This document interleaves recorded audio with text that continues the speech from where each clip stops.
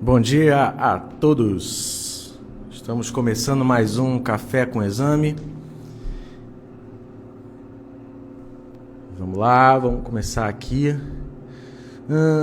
O que eu deveria ter feito antes, pessoal?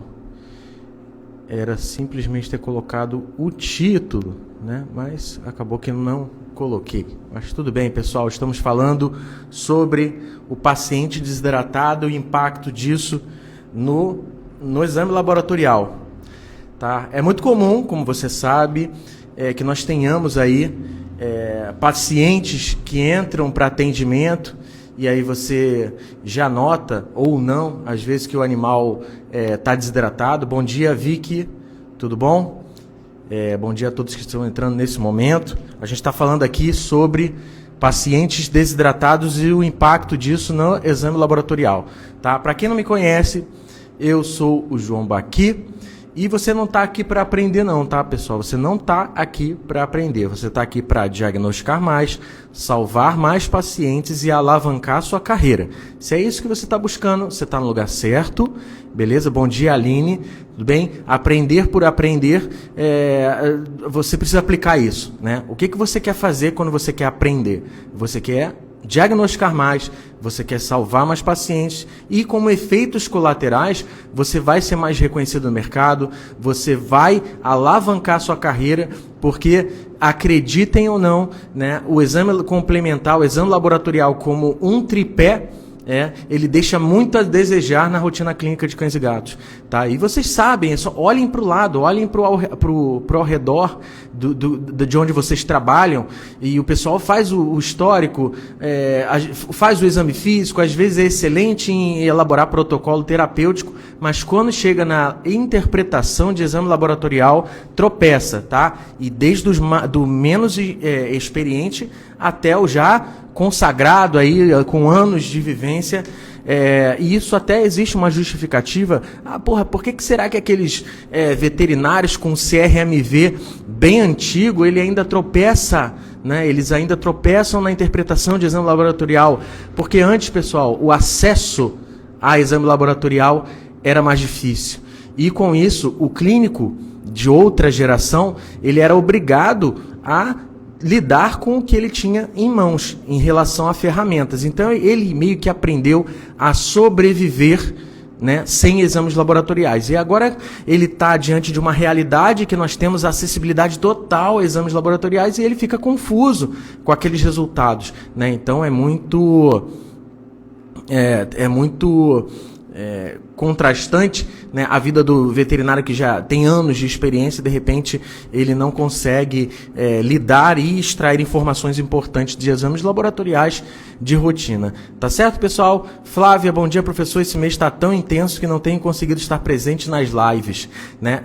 Isso é ótimo, né? É ótimo, Flávio. Isso significa que você está atendendo mais, que você está colocando o conhecimento em prática, e o que eu estou fazendo aqui é justamente com que vocês peguem essas informações que eu estou colocando aqui hoje e já apliquem hoje, né? Afinal de contas, quem aí não está com o caso enrolado de um paciente que estava desidratado?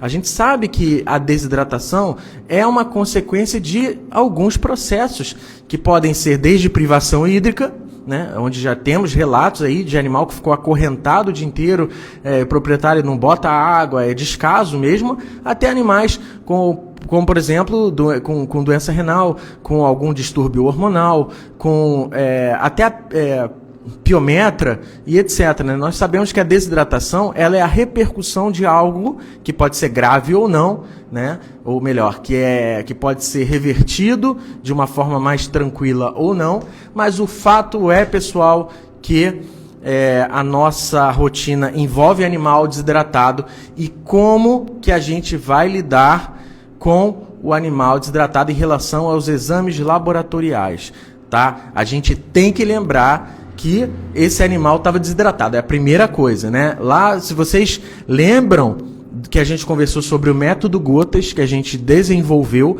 é um passo a passo. Método Gotas, para quem não lembra, né? Método Gotas é um passo a passo para você aprender a interpretar exames laboratoriais. E, como diz a frase, aprender para não depender. Tá certo?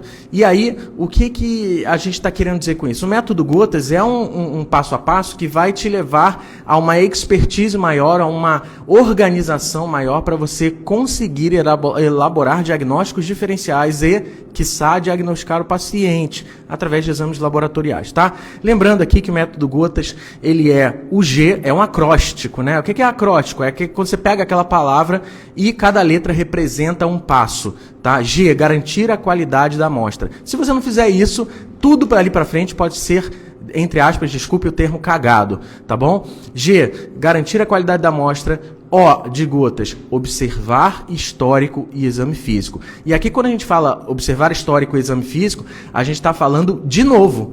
Porque quando você atende o animal, você eventualmente vai ouvir o histórico dele. Se você está fazendo um atendimento de qualidade, você vai ouvir o histórico dele, vai anotar aquilo no prontuário, vai fazer um bom exame físico e vai solicitar exames laboratoriais. Depois que esse resultado chega, né, você muitas vezes não revisita o histórico e o exame físico. Então, como é que tu vai confrontar os resultados com aquilo, né, que você observou? Aí você acaba confiando na memória. Mas como a Flávia aí, por exemplo, atende vários casos por dia, e aí você não vai ter uma confiabilidade, ou melhor, não vai conseguir associar diretamente o que você está vendo no exame laboratorial de resultado com aquilo que você viu. Ah, você tem uma ideia do que o paciente tinha, né, mas você não revisitou o histórico e o exame físico. E aí como é que você vai comparar os resultados com aquilo que você realizou, né? E a gente espera que você tenha realizado, bem realizado, né? Esse é o O do método Gotas. O T é a parte importante, né? Aprender para não depender. O que é o T de Gotas? Teorizar os achados laboratoriais. Esquece PDF, gente. Se o PDF salvasse vida, ninguém estava aqui nessa live. Tá? Se fosse só achar um PDF jogado aí na internet e tivesse descoberto a pólvora para interpretar exame, vocês não estariam aqui, vocês não estariam nessa página, a gente não estaria com quase 10 mil seguidores. Por quê? Você, com o PDF, não aprende. Tá? Você, no mínimo, no máximo aí, se você já aprendeu, você pode se orientar.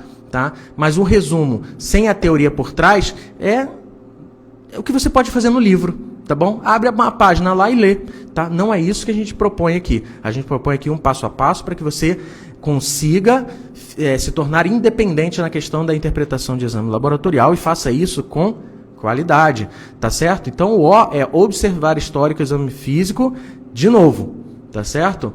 Qual é o próximo passo? Teorizar os achados laboratoriais. Sem isso, você esquece. Tá? Você tem que entender o mecanismo fisiopatogênico das alterações laboratoriais, senão você cai na chamada receita de bolo. Ah, função hepática, LT, AST, função...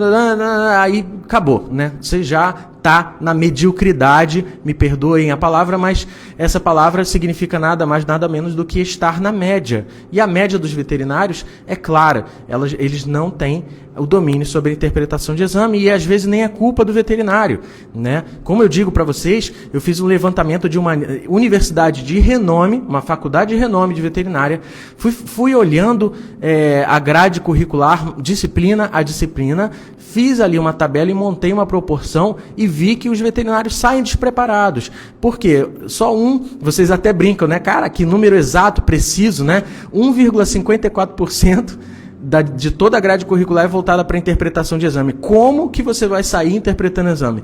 É difícil. Aí eu entendo. E isso eu estou falando de uma faculdade de renome, tá? Com uma alta avaliação no MEC e com período integral, né? E isso eu estou falando da melhor situação possível. Eu imagino, acho que não são. Tá certo, pessoal? Então é importante você saber. Teorizar achados laboratoriais. Qual que é o A? Né? Qual que é o A? Né? Você tem que avaliar o paciente na sua individualidade, tá? Se eu pegar 3 exames, por exemplo, com leucocitose com desvio à esquerda ou leucocitose com anemia concomitante, podem ser 3 casos absolutamente diferentes, tá bom? Então, avaliar o paciente na sua individualidade faz parte do processo, por isso que a gente inseriu no método Gotas. E qual é o S? Separar diagnósticos diferenciais. Posso fazer um primeiro que o outro? Não. Né? Ninguém escreve Gotas ao contrário, né? Satos, Atogs, não. é gotas, tá? Porque garantir a qualidade da amostra, observar histórico, exame físico de novo, teorizar achados laboratoriais, avaliar o paciente na sua individualidade e separar, aí sim separar diagnósticos diferenciais. Beleza, pessoal? Então hoje a gente está falando sobre o paciente desidratado. Cara, quem está com um paciente desidratado essa semana aí, coloca eu, só para eu ver aí, para ver se vocês estão coincidentemente com um caso de paciente desidratado, por mais que a causa de base seja diversa, né? Desde uma privação hídrica até uma doença hormonal, renal, ou até mesmo um distúrbio infeccioso, como por exemplo a piometra, né? O fato é que você vai pegar paciente desidratado e vai solicitar exame desse paciente. E o que eu tenho que esperar desses exames? Tanto o que eu estou vendo e aquilo que eu também posso não estar vendo diante da desidratação. É sobre isso que a gente vai falar hoje, tá? Parece óbvio, pessoal, mas a pessoa, se não revisitar o histórico e ver que o animal está desidratado, vai comer bola, tá bom? Então, primeira coisa que você tem que fazer, tá, é saber identificar e classificar o grau de desidratação. Ah, João, mas eu não sei. Pega lá na nossa página, tem lá todos os graus e todo o monitoramento do paciente com paciente desidratado, né? Os seus graus diversos, tá? Para você entender o que ele apresenta no exame físico, que você pode classificar ele como para classificá-lo dentro de graus, né, de desidratação. Não é o nosso foco aqui. Eu coloquei lá para que vocês entendam que é preciso classificar e identificar a desidratação nesse paciente, beleza? Identificada a desidratação, a gente eventualmente vai solicitar exames laboratoriais para nos ajudar a chegar a um diagnóstico, beleza? Beleza. Então vamos lá, eu falei lá no outdoor da live que eu quero falar um pouquinho sobre o impacto da desidratação no hemograma, nos bioquímicos e na urinálise. Beleza, pessoal? Óbvio, a gente vai dar uma pincelada para você pegar alguma coisa e já conseguir aplicar hoje mesmo, tá certo? Então vamos começar pelo hemograma, né? Bom, eu gostaria de que vocês participassem, né? 15 pessoas aqui. Zé, bom dia para você. Gostaria que vocês participassem, né? No hemograma, a primeira coisa que eu posso ver num paciente desidratado. Vamos lá, vamos conversar um pouquinho? Kelly, Paula, Maísa, João Vitor, vamos lá. Vocês estão com paciente desidratado, qual é o impacto que pode causar no hemograma primeiro? Vamos falar. Francine, vamos lá, vamos discutir caso clínico aqui. A Aline colocou aqui aumento da proteína plasmática. Para quem não está situado, mas como assim? João está falando de hemograma e a Aline falou de aumento de proteína plasmática. É o seguinte, pessoal, para quem não está contextualizado, um hemograma, né, ele pode ter essa informação adicional, que é o que a gente chama de proteínas plasmáticas totais. Tá? O que é proteína plasmática total? É justamente você ver aí, pelo método de refratometria, a quantidade de proteína, né? Temos interferências? Temos limitações? Sim, mas ela ajuda bastante na rotina. E outra coisa, não tem custo nenhum, né? Você está realizando o hemograma, você para ali 15 segundos, você já consegue passar essa informação para o clínico e ele, como a Aline bem falou, pode refletir aí e até a gente pode suspeitar de desidratação. Vamos lá, a gente vai respondendo as perguntas aqui, tá? Aí a Lude falou aumento de hematócrito. O Tiago, meu grande amigo, excelentíssimo profissional, Tiago, colocou policitemia. E vamos lá, pessoal. Paciente desidratado, vamos começar no eritrograma. O que pode acontecer? Policitemia ou eritrocitose. O que é eritrocitose ou policitemia? É o aumento ou do hematócrito, ou do número de hemácia, ou da hemoglobina, ou todos juntos, tá? A classificação da literatura é isso, tá? É o aumento do VG ou do hematócrito, tá bom? Por conta da hemoconcentração. Beleza? Então, o primeiro achado que nós podemos ter aí na parte de eritrograma, dentro do hemograma, é o que eu gosto de chamar de eritrocitose, tá? Porque a policitemia na medicina humana e tal, o poli significa tudo, e citemia o aumento das células, né? Então, policitemia na sua origem da palavra, ela quer dizer o aumento de todas as células do sangue. Então, seria a plaqueta, né, que é um fragmento celular, o leucócito e hemácia, né, que seria a policitemia vera. Na verdade, o termo mais apropriado seria a eritrocitose mesmo, mas quando a gente bota no nosso curso lá, a gente coloca os dois, porque na veterinária existe essa licença poética, tá? O aumento do hematócrito, legal. E o que isso pode interferir na interpretação, pessoal? Né? Primeiro, né, existem várias causas de eritrocitose ou policitemia, tá? Desde as relativas até as absolutas.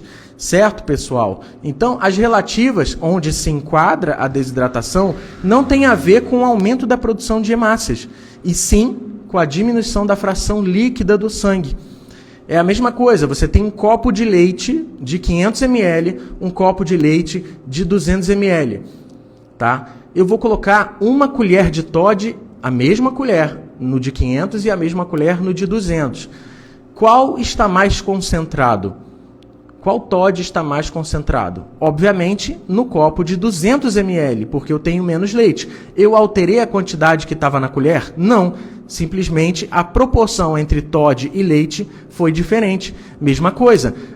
Quando você tem uma desidratação, a fração líquida do sangue diminui e, portanto, o hematócrito aumenta, tá? Porque o hematócrito, o que é? É a porção de eritrócitos numa quantidade de sangue total.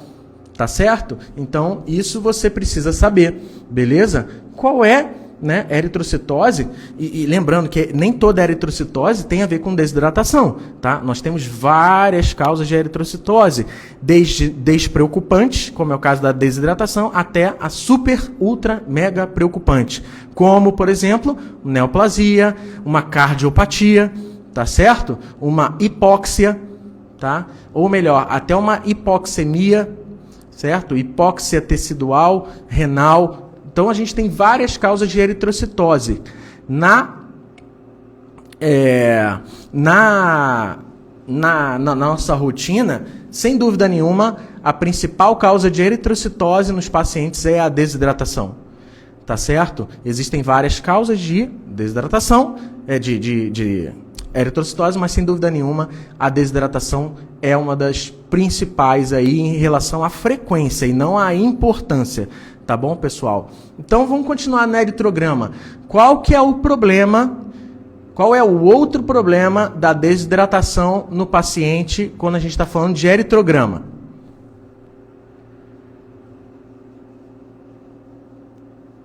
Vamos lá.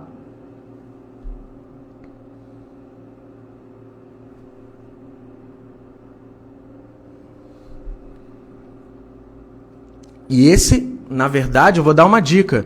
Esse problema da eritrocitose, a eritrocitose vai mascarar um problema no paciente. Tá? Vamos lá. Qual é o outro problema da desidratação no paciente em relação ao eritrograma?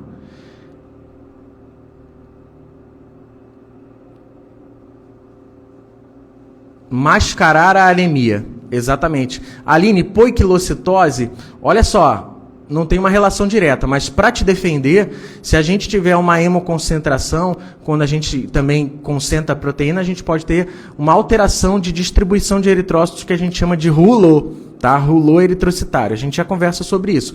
Vamos continuar com a parte dos eritrócitos aqui em relação aos índices, né? Então, com certeza, pessoal, a gente esquece mascarar a anemia. Então, você pega um paciente que está, sei lá, com um hematócrito 39, tá? Vamos supor que no cão, 37 a 55 é o valor de hematócrito dele. Aí o animal está com hematócrito 39, e aí você simplesmente ignora que ele pode estar anêmico porque você não revisitou o histórico dele e esqueceu dessa informação, que o animal está desidratado. Então, o animal, com uma desidratação pelo menos moderada, que está com o hematócrito limítrofe na parte baixa, né, 38, 39 até 40, você tem sim que suspeitar que esse animal esteja com anemia. Tá? Mascarar a anemia é, sem dúvida, o problema, maior problema que a gente tem na eritrocitose aí na parte do eritrograma. Tá? Porque quando você tem uma eritrocitose, você, vamos ver se isso é desidratação. Mas como você tem um hematócrito dentro do intervalo de referência, você não pensa, será que esse animal está desidratado? Né? Então, não é tão óbvio como é quando você tem uma alteração. Porque quando você não tem uma alteração, você está menos disposto a investigar por que aquele animal está normal, né? Então, na verdade, é isso. A desidratação ela pode mascarar uma anemia. E isso é importante, porque nós temos aí que investigar a causa da anemia. Pode ser desde uma anemia da doença inflamatória até uma anemia... nesse caso aí, nós teríamos anemias que podem ser causadas por hemólise, hemorragia, diminuição da produção. Então, nós temos vários casos, né? Então, seria bom fazer a contagem de reticulócito? Até seria, né? Mas essa questão de reticulócito ainda é um pouco...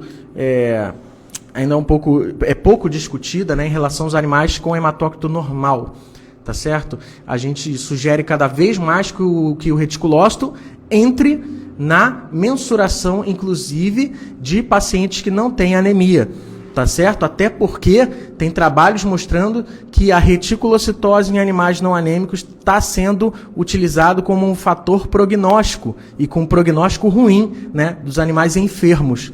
Tá certo, pessoal? Então isso é discussão para outro dia, beleza? Mas mascarar a anemia com certeza é um problema, porque você não vai se atentar que aquele animal está passando por uma causa de base que está levando ele a uma anemia.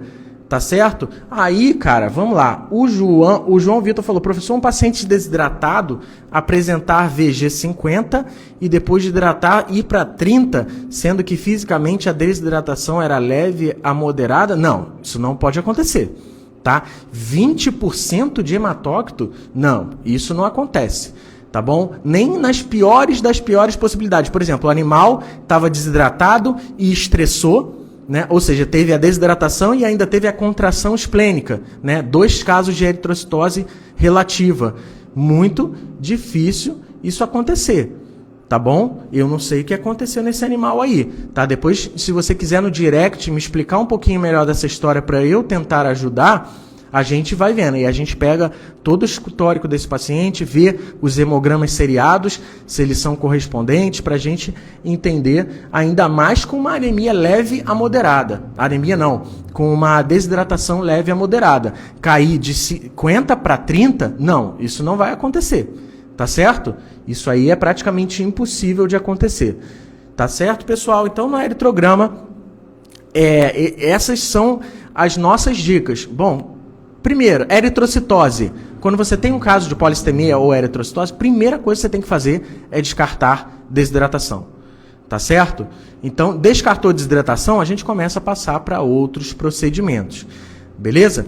E aí, como as alunas aqui, né, as colegas veterinárias, bem deixaram claro que a proteína plasmática total pode ser um indício de que esse animal pode estar desidratado. Tá certo? Então, o que é PPT? Proteínas plasmáticas totais. É um índice, é um valor que você geralmente obtém num hemograma.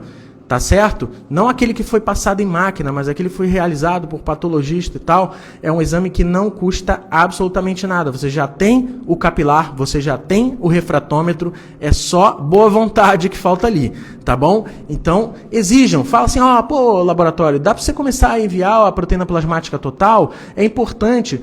Por que a proteína plasmática total é importante? Porque ela é uma triagem, assim, com uma sensibilidade menor? Tá? Mas quantos casos vocês pedem proteína total e frações? Quase nunca. Então, a proteína plasmática total vai te nortear. Por exemplo, no caso da desidratação, se eu tenho uma eritrocitose e uma proteína plasmática total aumentada, a chance daquilo ali ser uma desidratação é grande. Tá? Posso fechar o diagnóstico? Claro que não. Quem fecha o diagnóstico? Quem está vendo e examinando o animal. Tá certo? Então, a proteína plasmática total, ela eleva não pelo aumento da produção de proteínas, e sim pela hemoconcentração, a perda da fração líquida do sangue, tá certo? Sim, Tiago, a gente vai falar aí sobre bioquímico e urinálise também, tá bom? A gente pode ter, deixa eu ler, a azotemia pré-renal pode ter aumento da albumina, aumento da densidade. Isso, a gente vai falar sobre a parte bioquímica e urinálise também. A gente está na parte de eritrograma agora, e aí o próximo passo a gente vai falar de bioquímicos. Certo? Perfeita a sua colocação. E aí, dentro da proteína plasmática total ainda, o que acontece? Na desidratação, nós temos a perda da fração líquida do sangue, certo? Essa fração líquida, ela vai diminuir e vai concentrar proteínas. E aí a gente tem aquele efeito que a gente conversou há pouco tempo. O aumento de proteína no sangue vai promover uma interação maior de cargas entre as proteínas do plasma e a parede superfície dos eritrócitos, causando eventualmente aquilo que a gente chama de rouleau. Rouleau é aquele empilhamento, né? Hemácias em rouleau. É a interação de cargas entre a membrana do eritrócito e as proteínas plasmáticas superconcentradas. Tá certo? Rouleau, ele pode até ter um pouquinho no gato, mas em maior quantidade não. No cão não é normal. Então a gente precisa se atentar a isso, tá? A proteína plasmática total aumentada aí não tem a ver com o aumento da produção de proteína, e sim pela diminuição da fração líquida do sangue. E uma coisa importante. João, a proteína plasmática deu alta. Eu vou fazer proteína total e frações. Ótimo, ótimo caminho, tá? O que você vai encontrar lá? Aí eu já estou passando um pouquinho para bioquímica, mas estou contextualizando, tá? O que eu vou encontrar aí? Uma proteína sérica total aumentada, e aí que vem o pulo do gato, tá? A relação albumina e globulina vai estar inalterada. Por quê? Não tem a ver com aumento de albumina, não tem a ver com aumento de globulina, tem a ver com aumento das duas, porque é a hemoconcentração, a diminuição da fração líquida. Então, não tem por que ter alteração na relação albumina-globulina. Tá certo? Então, quando você faz lá a proteína total e frações, você vai ter o resultado da proteína total, da albumina, da globulina e a relação albumina-globulina, que é importantíssima para a gente entender alguns processos que realmente aumentam a proteína total. Beleza? Mas na desidratação, você não vai ter alteração na relação albumina-globulina. As duas vão estar elevadas, mas não vai haver diferença, tá? Na proporção entre elas, porque só está acontecendo uma desidratação. Perfeito, pessoal? Então, vamos lá. Eritrocitose já falamos, hemácias em rouleau já falamos, proteína plasmática total já falamos, certo? Agora vamos partir um pouquinho para a questão da bioquímica, né? A bioquímica que a gente já conversou aí. Primeira coisa que eu ia falar, e acabei antecipando, porque convinha, né? E o Tiago está sendo um excelente administrador da nossa conversa, né? Porque ele já tá jogando, fazendo ali o gatilho, olha o que vai acontecer a seguir nessa live. Então, na bioquímica, a gente, primeiro, né? Quais são as bioquímicas que a gente costuma mais pedir? É sobre isso que eu estou falando, pessoal. Exames laboratoriais de rotina, tá? Primeiro, quem nunca pegou um gato desidratado, pegou um cão desidratado, aí fez lá o que vocês chamam de função renal ureia e create, né? Até dá um ar de intimidade, né? Create, porque, eu domino a interpretação da creatinina. O que a gente tem que entender? Que na rotina clínica já aconteceu da gente receber muito paciente já diagnosticado com um atendimento com uma azotemia, que é o aumento de ureia e creatinina, que são os compostos nitrogenados do sangue, e já com ração renal e etc., já estava diagnosticado com doença renal, tá bom? Isso é um perigo, tá? Não é o que a IRIS, a Sociedade Internacional de Interesse Renal, recomenda, né? Não se fecha diagnóstico de doença renal crônica em uma consulta, tá certo, pessoal? Não esqueçam disso. Então, o que a gente pode ter bioquimicamente de alteração em relação à Bioquímica sérica em relação à desidratação. Óbvio, azotemia. Se você pegar lá o seu conhecimento, você vai lembrar que a azotemia é o aumento dos compostos nitrogenados no sangue. Quem são esses compostos? A ureia e a creatinina. Certo? Essas são as duas que se usa normalmente numa rotina clínica. E aí você pega lá uma ureia e creatinina aumentadas, a gente chama de azotemia. Primeira coisa que a gente precisa fazer. Essa azotemia é o quê? Qual é a classificação dessa azotemia? Porque quando você... Olha só, presta atenção. Quando você chama um teste de função renal e esse teste altera, você infere que esse órgão está comprometido. Tá?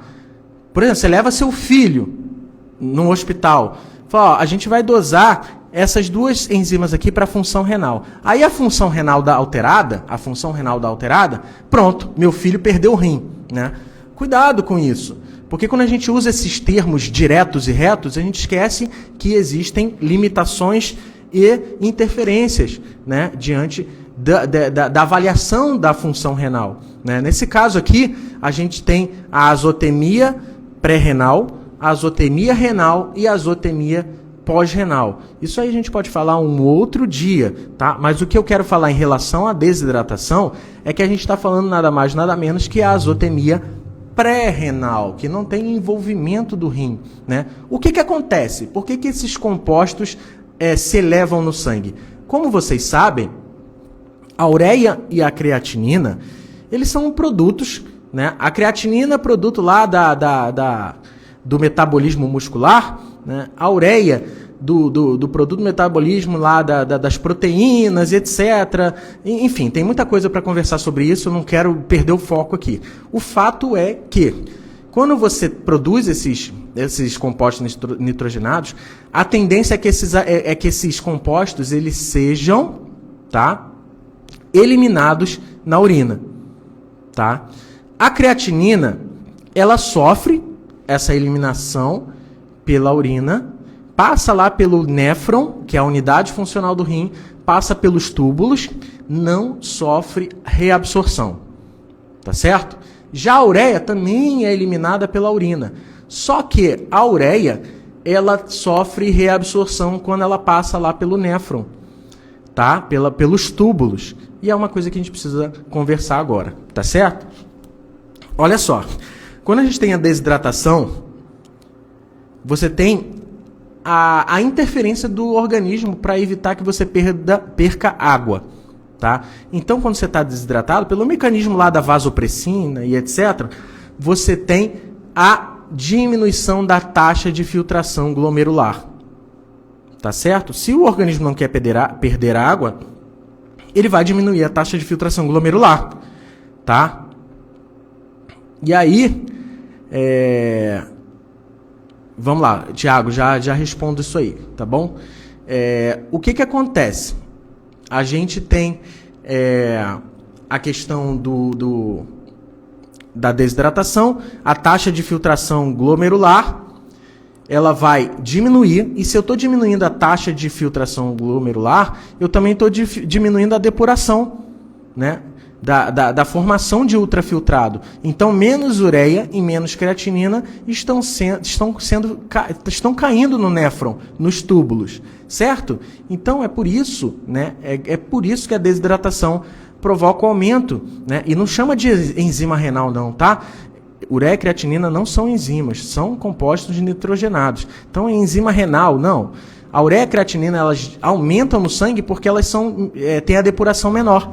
Por quê? Houve, pela desidratação, a diminuição da taxa de filtração glomerular. Tá certo? Outra coisa importante em relação à ureia e creatinina. Tá? O que acontece? Quando você tem a diminuição da taxa de filtração glomerular, você também tem uma diminuição do fluxo tubular, tá? O ultrafiltrado, que é depois que passa no glomérulo, ele começa a também ter uma diminuição da velocidade de excreção, certo? E, como eu falei para vocês, a creatinina ela não é reabsorvida no túbulo, mas a ureia é. Tá? E quanto menor, essa é a regra, quanto menor a velocidade do fluxo tubular, mais ureia é reabsorvida junto com a água. Tá certo? E aí o que acontece? Se a ureia é reabsorvida pela diminuição do fluxo tubular, você tem ureia caindo de novo no sangue. Então, pessoal, na desidratação é comum nós vermos um aumento de ureia e creatinina com a ureia proporcionalmente maior em relação à creatinina. Tá certo? Por quê? A creatinina, ela está se acumulando no sangue pela diminuição da taxa de filtração glomerular. E a ureia está se acumulando no sangue pela diminuição da taxa de filtração glomerular e também pela diminuição do fluxo tubular. Por quê? Quanto menor o fluxo tubular, maior a reabsorção de ureia e, portanto, a ureia cai de novo no sangue. Tá certo? Então, a ureia pode estar aumentada também com a creatinina, mas desproporcionalmente. Tá certo? Então, e aí a gente tem essa outra consideração em relação à ureia e creatinina. Não só o aumento das duas, mas também, às vezes, a ureia está aumentada desproporcionalmente, ou às vezes, pessoal, dependendo do grau de anemia, só a ureia está elevada. Tá certo? Então é importante lembrar disso, pelos mecanismos. Aqui o que eu estou fazendo? Estou teorizando os achados laboratoriais. Tá certo? Mas antes de tudo, você tem que ter certeza que você vai lembrar que esse animal estava desidratado, tá? Senão sai com ração renal, sai encaminhado para o nefro, tá bom? Deixa eu ver aqui o que está rolando aqui na conversa. Não podemos esquecer que, se a desidratação pode levar a albumina, creatinina e ureia, por que não pensar no aumento, né, de ALT, AST, FA, etc. Isso pode ser um falso diagnóstico de lesão hepática? Cara, pela teoria sim, mas por estudos de literatura é pouco falado, tá, em relação ao aumento dessas outras substâncias diluídas no plasma, né? Que se a gente for parar para pensar, então tudo está elevado, né? Então a gente tem que ter cuidado com a interpretação de que uma LT elevada pode ser simplesmente o fato da desidratação estar ali instalada, tá bom? Eu acho que pela quantidade, a gente está falando de gramas por decilitro, e aí quando a gente fala dessas enzimas, a gente está falando de uma quantidade bem menor, né? E aí, para você provocar o aumento dela sobre uma hemoconcentração, talvez haja uma dificuldade maior, ou precisa ser um paciente extremamente desidratado. Tá certo? Então, a proteína, por estar mais abundante no sangue, é mais fácil que ela hemoconcentre primeiro do que essas enzimas, tá? Então, a literatura ela não é muito específica sobre o aumento dessas enzimas em relação à desidratação, tá bom? Acho que o animal morre antes de haver essa quantidade necessária para elevar e ser uma consideração estatisticamente significativa, tá certo? A Ana colocou, acho que porque LT e AST são enzimas de extravasamento, enquanto que FA é de extravasamento. Na verdade, assim, a gente tem quantidades de ALT, AST, FA, GGT basais no sangue, sem haver extravasamento ou, como você quis dizer na FA, de enzimas de indução, tá? ALT e ST são enzimas de extravasamento, FA e GGT são enzimas de indução, tá? Mas não significa que se a gente dosar agora sem o animal ter uma lesão hepática, vai dar zero, tá? Nós temos lá quantidades basais. O que o Thiago está querendo dizer é que assim, bom, se o animal está desidratado, né, por que não essas enzimas não se alteram, né? A primeira possibilidade é porque, né, você tem uma quantidade muito pequena, proteína, a gente está falando de gramas por decilitro, né? E quando a gente fala de ALT, essas enzimas, é uma porção, uma fração muito, muito pequena. Então, para você concentrar é mais difícil, tá? É o mesmo raciocínio de, por exemplo, a gente não associar muito a leucocitose e a plaqueta, né, na desidratação. Porque eritrócito, a gente está falando de milhões. Plaqueta, a gente está falando de 1000. Leucócito, a gente está falando de 1000. Então, para concentrar eritrócito é muito mais fácil. Eu acho que o raciocínio, essa analogia pode ser feita. Tá certo? Alguma outra dúvida? Então vamos lá, pessoal. Vai deixando a dúvida aqui que a gente vai respondendo, tá bom? Olha só como a desidratação é complexa, né? Olha os caminhos que ela está levando. E é interessante mesmo, cara, que a gente tenha profissionais desse porte discutindo aqui, porque assim, é dúvida que muita gente tem, né? E às vezes você tá aqui, cara, pô, não vou entrar nessa live, desidratação, eu sei tudo sobre desidratação. Aí você pega, ouve, dá uma olhada nessas perguntas que estão sendo feitas, você fala, cara, será que eu sei mesmo avaliar um paciente desidratado em relação aos exames laboratoriais? Então, essa live é boa por isso, cara. Você começa com a superfície, com a ponta do iceberg. E quando a gente vai mergulhando, cara, você pensa, cara, será que eu sei interpretar as alterações laboratoriais mediadas pela desidratação? Essa que é a grande graça, é isso que me faz vir aqui, né? Meu filho está de férias, por isso que eu marquei a live mais tarde hoje, e eu faço questão de sentar aqui com vocês e discutir essas coisas. Tá bom, pessoal? Então vamos lá, falamos um pouco sobre os bioquímicos, né? E aí, vamos passar para a urinálise, né? Vamos lá, pessoal, o que eu posso encontrar e o que eu não posso encontrar numa desidratação? Na urinálise. Eu tenho certeza que vocês vão acertar, mas a gente vai discorrer sobre isso.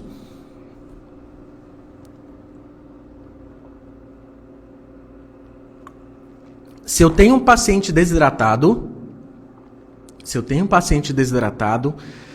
a primeira coisa que eu espero numa urinálise é o quê? A Lud colocou, a Aline colocou, aumento da densidade urinária. Mas olha só, eu quero... Andressa, já te respondo, tá?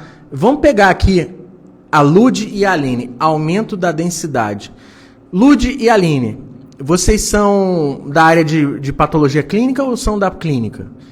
Eu estou perguntando isso porque eu vou fazer uma consideração importante agora, tá? E que vocês anotem, pelo amor de Deus, para que não haja mais confusão em relação a isso. Tá certo? Vamos lá. Pato Clean é só interpretador de elite que nós temos aqui. Bom, aumento da densidade, né? O que é importante a gente saber? Tá? Olha só, pessoal, quando a gente fala aumento da densidade, eu estou falando com o clínico, tá? O que é aumento da densidade na cabeça do clínico? Bom, solicitei a urinálise, vi o valor de densidade que foi gerado e comparei com o valor de referência. Esse é o básico, não é isso? Aí, quando eu olho para o valor de referência, eu vejo que essa densidade urinária está dentro do intervalo de referência. E aí? É só isso que eu precisava ver? Bom, o animal está desidratado, fui olhar a densidade urinária, que é a primeira coisa que a gente vai olhar no paciente desidratado, e de repente, os valores estão no intervalo de referência. E agora? Qual é o pulo do gato? Qual é a grande sacada no paciente desidratado em relação à densidade urinária? A grande verdade é que os valores de referência para a densidade urinária mudam, tá? Mudam. Então, vamos lá. O paciente que tem aí uma densidade urinária, valor de referência mais ou menos aí 1,020 a 1,060, vamos colocar aqui. Se o intervalo está ali dentro, está ok? Não está ok. Na urinálise, quando o paciente está desidratado, a gente vai ter um novo valor de referência. Tá? E anotem que é um valor cabalístico. No paciente desidratado, se eu não encontro no cão uma densidade acima de 1,030 e no gato uma densidade de acima de 1,035, existe um distúrbio que está comprometendo a capacidade do rim em concentrar urina. E isso é um sinal importante. Tá certo? Então, não será só uma desidratação por desidratação. Por exemplo, o animal foi submetido a uma privação hídrica. Ele tem a obrigação de concentrar a urina, tá? Pelo mecanismo de ADH, pela reabsorção tubular, tá? o que o rim tem que fazer? Se o rim está desidratado, ele não quer perder água. Então, ele vai fazer o máximo para concentrar a urina. E se eu pego um paciente desidratado com uma densidade urinária 1,025, tá errado. Ah, mas João, tá no valor de referência. Tá errado, porque o animal está desidratado. Nunca desvinculem, né? É o método, a letra A do método Gotas. Avaliar o paciente na sua individualidade. Por quê? Esse animal, eu não posso pegar o exame dele e não confrontar com o paciente. O paciente está desidratado. Ele não vai poder apresentar uma densidade abaixo de 1,030 para cão e 1,035 para gato. Se isso está acontecendo, tem que ser investigado. Tá bom? Ah, mas quais são as possibilidades diagnósticas para o animal que está desidratado e não está conseguindo concentrar a urina? Diversas causas. Desde lesão tubular, a doença renal, a piometra, tá certo? Há um problema endócrino, né, de deficiência de ADH, aí pode ser nefrogênico ou lá direto do hipotálamo, né? O ADH é produzido no hipotálamo, liberado pela neurohipófise, e aí vai lá no túbulo coletor e vai reabsorver água. Se você tem um problema de ligação do ADH, você também está tendo problema de perda de água, falta de concentração de urina, tá? Então não é uma desidratação simples. Tá? Se o paciente desidratou e não manteve pelo menos esses valores de densidade, tem que investigar, porque não é uma desidratação por desidratação. Tá bom, pessoal? Então é uma coisa que talvez seja a informação mais importante da live. Beleza?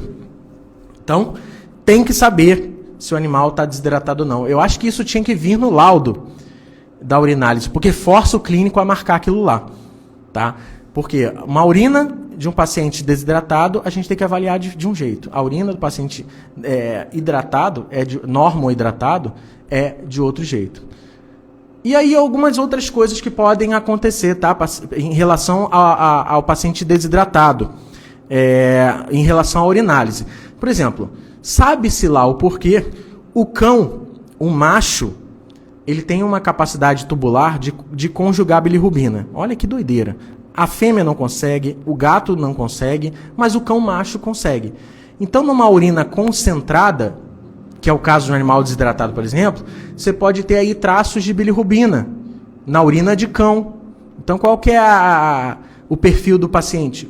Cão macho com urina concentrada. Não necessariamente desidratado, tá bom, pessoal? Mas com urina concentrada, tá bom? A presença de bilirrubina em pequenas quantidades num cão macho de urina concentrada é esperado, porque o túbulo renal do macho é capaz de conjugar uma certa quantidade de bilirrubina, certo?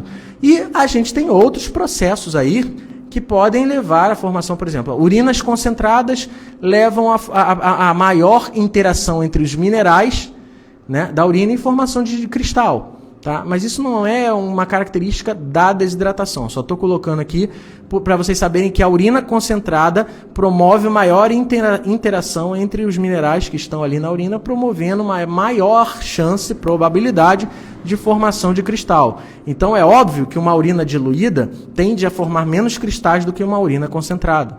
Tá certo? Então, pessoal, vimos no hemograma o que pode estar alterado, né, em relação à desidratação. Vimos na bioquímica o que realmente pode estar alterado na desidratação. Assim, eu estou falando, pessoal, de exames laboratoriais de rotina.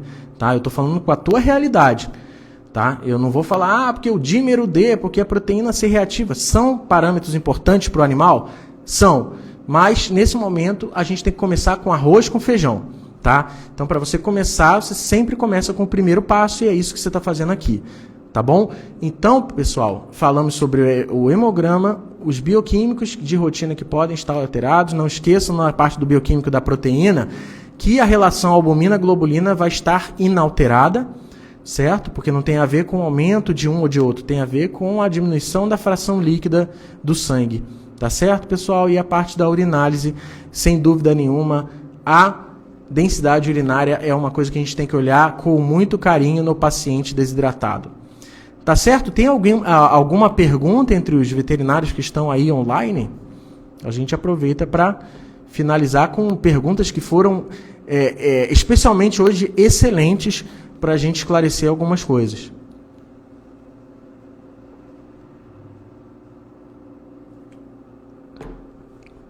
E aí?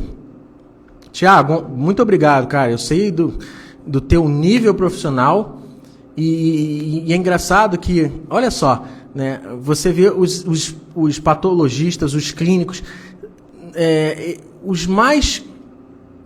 os feras, eles estão com a gente, né? Isso demonstra um grau de humildade que é preciso para você melhorar, alavancar a tua carreira. Tem muita gente que não entrou nessa live porque acha que sabe tudo sobre desidratação, tá? Mas, por outro lado, chama ainda de enzima renal. Mas, por outro lado, não sabe o que é uma proteína plasmática total, né? Não sabe como é que é realizado, quais são as interferências, por que você faz relação albumina-globulina. Então, são coisas que não batem, né? Então, a humildade é o primeiro passo para você dar um outro passo. E qual que é o problema? A pessoa tem problema de dar o segundo passo porque é desafiador, é desconfortável, né? Você vai para academia, o Tiago é um rato de academia, mas as pessoas normais, elas tendem a ter dificuldade de manter o processo, né? Porque é desconfortável. Você adora o resultado, mas você não quer passar pelo desconforto, né? Andressa, vou caçar aqui a tua pergunta, desculpa. Pode identificar a ureia aumentada sem PPT alta e ser desidratação? Pode. Olha só, proteína plasmática total nós temos níveis, tá? No cão aí pode ser de 5,5 a 8, tá? Então, se o animal fisiologicamente tem uma proteína aí normal de 6, às vezes ele desidrata e não tem aumento, não sai do valor de referência, tá bom? Então, tudo pode acontecer. Tá? Nós estamos tratando de um paciente, um ser vivo com condições fisiológicas exclusivas, né? A gente tem lá o molde, mas a nossa resposta fisiológica, nossos valores basais, eles são diferentes. Então, posso ter ureia aumentada, proteína plasmática total, sem estar aumentada? Posso, claro que posso. Assim como eu posso ter ureia aumentada e não ter eritrocitose, imagina um animal que saudável esteja com hematócrito na sua normalidade aí, 42. Para ele desidratar e ir para cima de 55, é muita coisa. Então, às vezes, você não vai encontrar. Mas a ureia desse animal pode estar elevada pela diminuição da taxa de filtração glomerular e pela diminuição do fluxo tubular. Tá? Porque vai haver, quanto menor a velocidade de fluxo tubular, maior a reabsorção de ureia. Lembrando, pessoal, existem várias causas de aumento de ureia, existem várias causas de aumento de creatinina que não doença renal e desidratação. Tá bom? Vamos com calma, é um ponto que a gente está colocando aqui, né? A gente falou sobre a ureia e creatinina, falamos sobre a azotemia pré-renal, né? Existem as azotemias renais, as pós-renais, isso tudo é discussão, como dizem, eu acho que é em Minas, para mais de metro. Beleza, pessoal? Existe algum... meu pet não toma muita água, me preocupo muito. Maria Helena, a senhora é veterinária, estudante de veterinária ou somente tutora de um animal de estimação? Responde aí para nós. Estava 5,6. Andressa, aproveitando, enquanto a Maria Helena nos responde, uma coisa importante. Como dizem por aí também, o animal, o cão ou o gato, ele pode ter quantas doenças ele quiser. Eu posso ter um animal com ureia aumentada e proteína baixa, que aí a desidratação vai acabar deixando ali no valor limítrofe? Pode. Vou te dar um exemplo. Lesão glomerular.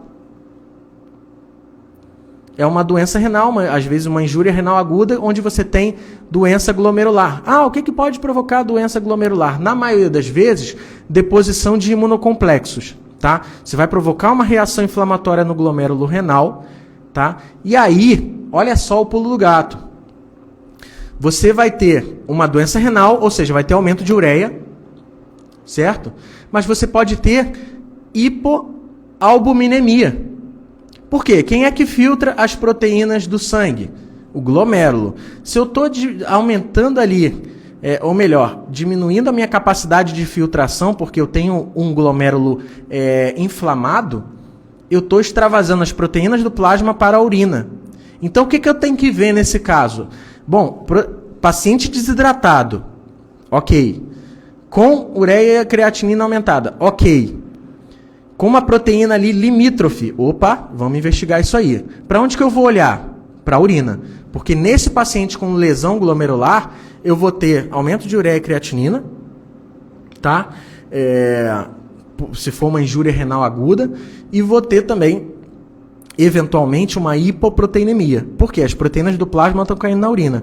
E, consequentemente, o que eu preciso ver nesse paciente é proteinúria.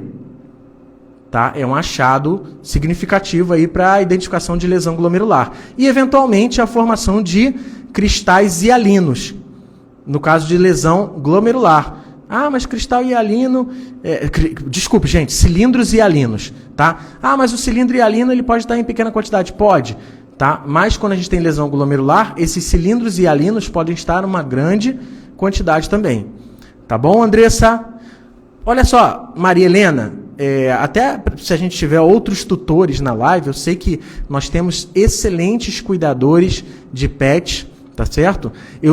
Inclusive, eu sou um cuidador de pet, eu sou tutor da Betânia. Cara, e não me imagino entrando numa live de profissionais falando sobre, cara, aumentos laboratoriais e tal. Então, olha só, Maria Helena, o primeiro recado que eu deixo é o seguinte... essa live, ela é aberta para todo mundo, mas você nunca utilize essas lives para conduzir para a conduta mesmo do seu pet. Tá? Se o seu pet não está bebendo muita água, a primeira coisa que você tem que fazer é buscar orientação profissional aí da tua cidade, o teu veterinário de confiança. Tá certo?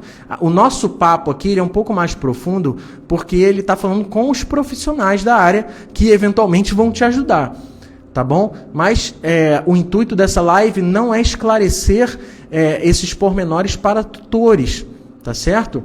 É para médicos veterinários e estudantes de veterinária, para que eles façam o quê? Melhorem a qualidade do atendimento e te atendam melhor. Tá certo? Então, a gente não pode aqui, até por uma questão ética, te conduzir, meu pet não está bebendo água, eu me preocupo muito. Então, você tem que levar essa dúvida para o seu veterinário e o seu veterinário vai estar capacitado para te orientar, tá? Em relação à conduta que deve ser avaliada, em relação ao que se deve fazer, tá? Jamais levem essa live como tipo um teleatendimento ou algo do tipo. Tá certo, pessoal? Eu que te agradeço e você com certeza é uma tutora atípica, tá? Porque eu não imagino tutores entrando numa live maçante como essa, tá certo? Não peça desculpa não. Agora você sabe o que perguntar para o seu veterinário, tá? Olha, assisti uma live lá falando sobre desidratação e me bateu aquela conclusão, mesmo, meu pet não está bebendo água. O que eu devo fazer? Aí ele vai falar, venha para cá para a gente consultar e etc. Vamos fazer alguns testes nele e tal. E aí você acaba ficando mais tranquila, inclusive. Tá certo? Então, continue participando, tá? Só não leve o que a gente está falando por aqui para você implementar no seu pet, tá bom? Primeiro é o veterinário. Tá certo? Mas seja muito bem-vinda, tá? A gente aqui no Interpreta Vet tem cursos, e esses cursos são exclusivos para médicos veterinários e estudantes veterinários, mas o conteúdo aberto, fique à vontade para participar. Tá bom, pessoal? Vai dar 1 hora de live e eu vou precisar encerrar agora. Qualquer dúvida, pode mandar no direct, nós temos um grupo de discussão de caso clínico, tá? E aí eu vou deixar... tá lá nos stories, inclusive, vocês podem entrar para a gente discutir casos clínicos reais, fazendo todo o método Gotas, tá bom? Flávia, um grande abraço para você é sempre participativa. Tiago, muito obrigado, é uma honra tê-lo aqui, tá? Você abordou todos os aspectos e as principais causas de desidratação. O mais importante é identificar a causa, afinal pode ser desde alterações renais, hormonais, ambientais, comportamentais. Perfeito, tá? Como eu tinha dito, aqui nosso intuito não é falar sobre as doenças que levam à desidratação, e sim como a desidratação impacta no nos exames laboratoriais, sejam elas de causas distintas, tá certo? Já saiu o WhatsApp? Eu boto de novo. Um diário é sempre presente também. João Vitor, obrigado pela pergunta. Vicky, vou colocar de novo lá o grupo para vocês participarem, tá bom? Um grande abraço para vocês e até a próxima aí. Feliz ano novo para vocês, porque a próxima live já é em 2024 e 2024 a gente tem muita coisa boa, tá? Então aguardem ansiosamente, assim como eu estou. Um abraço.